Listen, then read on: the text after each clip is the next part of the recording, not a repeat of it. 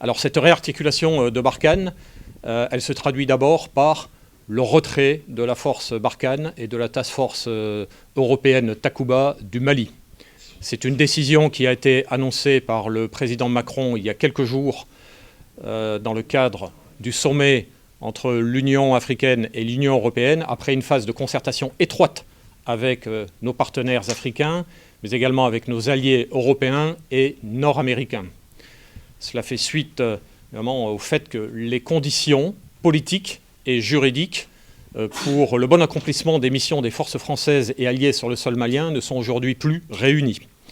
Et parce que la junte malienne a fait le choix d'une rupture de confiance avec la communauté internationale. Alors, les forces françaises et alliées sont résolues à poursuivre la lutte contre le terrorisme au Sahel, aux côtés des États d'Afrique qui le souhaitent. Il est important également de rappeler que le bilan de la force Barkhane, après 9 ans d'opération, est très positif.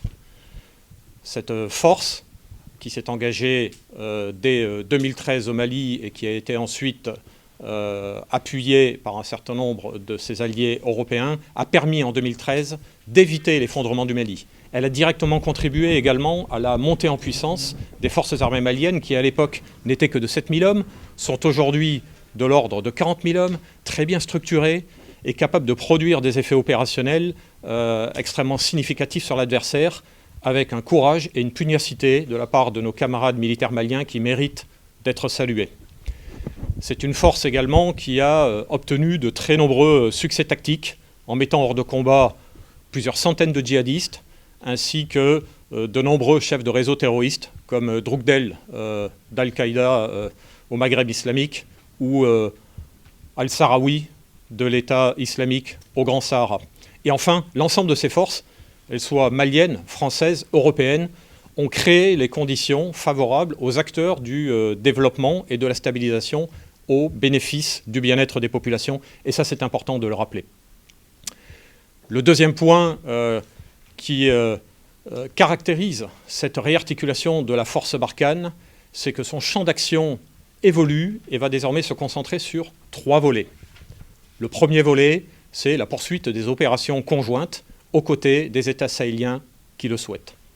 Le deuxième volet, c'est la mise à disposition d'un certain nombre de moyens militaires, essentiellement aériens, pour aider les forces africaines, mais également françaises et alliées qui sont engagées dans la lutte contre le terrorisme au Sahel, par l'acquisition et le partage du renseignement, par la fourniture de moyens de transport logistique et d'évacuation médicale, mais également par des frappes aériennes au profit des troupes au sol qui sont au contact de l'adversaire. Et le troisième volet, qui est fondamental, qui au demeurant est le champ d'action des éléments français au Sénégal, c'est celui du partenariat militaire opérationnel.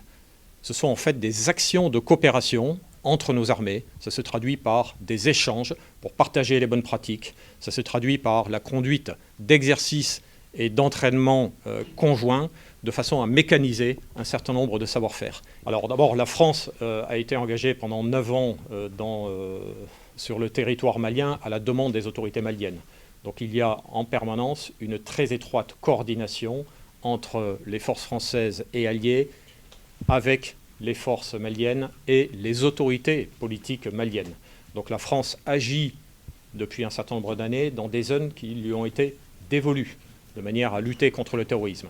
Il est important de rappeler également que la force Barkhane n'a jamais eu vocation à éradiquer seule le terrorisme au Sahel. C'est tout simplement impossible. Cette action militaire ne peut se faire qu'avec un ensemble de forces africaines et occidentales qui sont résolues à lutter contre ce fléau. On ne peut pas parler d'échec de l'engagement militaire français au Mali, français et alliés en l'occurrence, tout simplement parce que l'ensemble de ces forces, Barkhane, Takuba, mais également des forces armées maliennes, qui, je le rappelle, sont extrêmement impliquées dans la lutte contre le terrorisme et obtiennent de très grands succès tactiques. Donc la force Barkhane a neutralisé plusieurs centaines de djihadistes en 9 ans d'opération.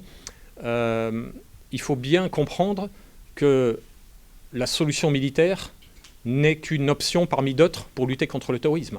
Il n'y aura pas de victoire militaire face au terrorisme.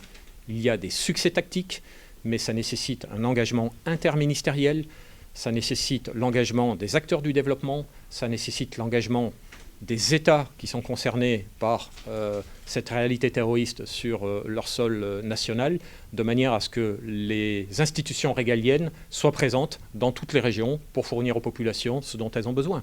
De l'eau, de l'électricité, l'accès à la santé, à l'éducation. C'est ça qui est important. C'est donc cette coordination, cette synchronisation, cette combinaison d'une action interministérielle, et l'action militaire n'est qu'un volet parmi tout cet ensemble. Mais ce retrait ne va-t-il pas affecter les résultats sur le terrain, vu que le Mali, c'est une zone très importante? Alors c'est d'abord une décision politique qui est parfaitement assumée aujourd'hui et qui a été prise en étroite concertation avec l'ensemble de nos partenaires et avant toute chose avec nos partenaires africains qui sont les premiers concernés.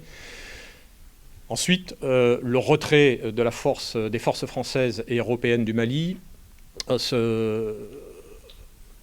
il n'y a que la junte malienne finalement qui en porte l'entière responsabilité de par son comportement au cours de ces derniers mois et son souhait de se tourner vers d'autres partenaires comme la société militaire privée Wagner, qui est une société de mercenariat, qui est tristement célèbre pour ses exactions qu'ils ont pu commettre sur un certain nombre de théâtres au Levant, en Libye et en Centrafrique. Et je doute malheureusement que l'action de la société Wagner au Mali soit porteuse d'avenir.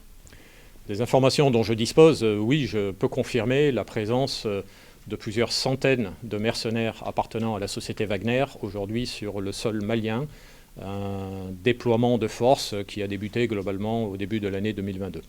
L'avenir nous le dira, mais là où une force de 5000 hommes a produit les effets que nous connaissons aujourd'hui, je vois mal comment 800 mercenaires, dont le premier objectif est la prédation et puis la recherche des profits, pourra obtenir des résultats bien supérieurs à ce qui ont été obtenus jusqu'à présent par les forces armées maliennes, les forces armées françaises et les forces armées alliées.